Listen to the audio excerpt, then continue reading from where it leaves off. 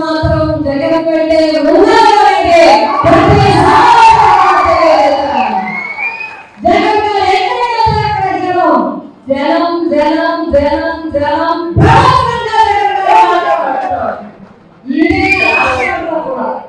అధికారం పోయిందని కాదు, అధికారం రాలేదని కాదు, అధికారంలో ఉండలేదని కానీ జనాన్ని మొదలైంది. మనకు ఆలోచించాల్సింది ఏంటంటే వేదికపై పెద్దలు చాలా విషయాలు చెప్తారు. నేను 2 విషయాలు చెప్తాను సార్. చాలా మంది పల్లెటూరులో మనకు చాలా మంది అనుకుంటారు ఎవరొస్తే మనకేంటి అనేది ప్రజల్లో ఉండే నిలబెడతారు. రాజకీయాల పట్ల రాజకీయాలు నడుస్తున్న తీరు పట్ల సామాన్య జనంలో ఎవరైతే మాకేంటి అని అనుకునేవారు. ఎందుకంటే అధికారంలోకి వచ్చే వరకు మీరు కావాలని, అధికారంలోకి వచ్చిన తర్వాత వాళ్ళ సంగతి ఆలోచించే వాళ్ళని చూసి ఈ విధానం నడిచేది. కానీ ఒకళ్ళు వచ్చిన తర్వాత మార్పు వచ్చింది. ప్రభుత్వం అనేది పెద్దల కోసం కాదు, నెగ్గిన వారి కోసమే కాదు, ఓటేసిన ప్రజల కోసమే గుర్తించింది ఎవరు అంటే వైఎస్ రాజశేఖర రెడ్డి గారు అని చెప్పి ఆయన అట్టడుగు వర్గాల ఆరోగ్యం కోసం, అట్టడుగు వర్గాల విద్య కోసం, అట్టడుగు వర్గాలు రైతు కూలీలు, రైతులను, ఎవరైతే బడుగు బలహీన వర్గాలు ఉన్నారో వారి కోసం ఈ ప్రభుత్వం ఉంది. వారి కోసం మనం పరిపాలన చేయాలి. మన ప్రభుత్వం అంతా కూడా వారి ఉన్నతి కోసం బాగుపడాలని ఆలోచన చేసిన వ్యక్తి వైఎస్ రాజశేఖర రెడ్డి గారు. పేదవాడి సమస్య, పేదవాడికి కావాల్సిన అన్ని ప్రభుత్వం సమకూర్చాలని చెప్పి అనేక రకరకాలుగా అడుగడుగున కులమెంచకుండా మరి అందరినీ కూడా పేదరికంలో ఉన్న వారిని అందరినీ ఆదుకోవాలని చూసింది వైఎస్ జగన్మోహన్ రెడ్డి గారు.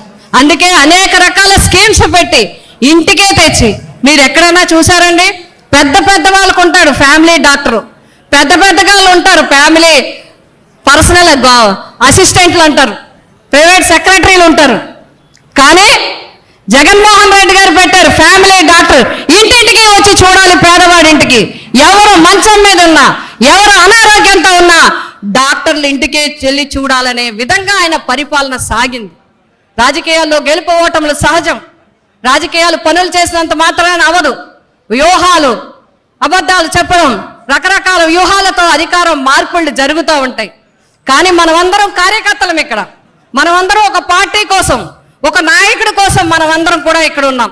ఆ నాయకుడి ఆలోచన ప్రజల కోసం ఉంది, పేదవారి కోసం ఉంది, అట్టడుగు వర్గాల కోసం ఉంది.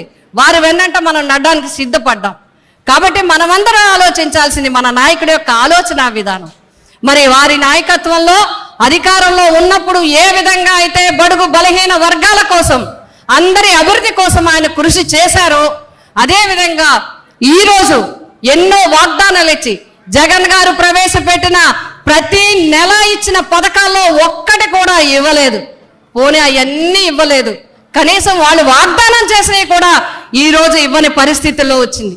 అందుకే ప్రజల తరపున, ప్రజల గొంతుక మనం, ప్రజల ఆలోచన మనం, ప్రజల వెన్నంటి, ప్రజలు కూడా ప్రజల సమస్యల కోసం వైఎస్ఆర్సీపీ పోరాటం చేస్తుంది అని చెప్పి ఈ రోజు అన్ని వర్గాలు మనం అందరం ఇక్కడ కలిసాం.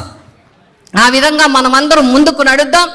ఏదైతే ఈ ప్రభుత్వము, కూటమి ప్రభుత్వం అధికారంలోకి వచ్చేయడానికి వాగ్దానం చేసిందో అవన్నీ కూడా 2వ సంవత్సరం నుంచి పథకాలు ఇవ్వడమే కాదు, మొదటి సంవత్సరం బాకీ కూడా చెల్లించాలనే విధంగా వైఎస్ఆర్సీపీ పోరాటం చేస్తుంది.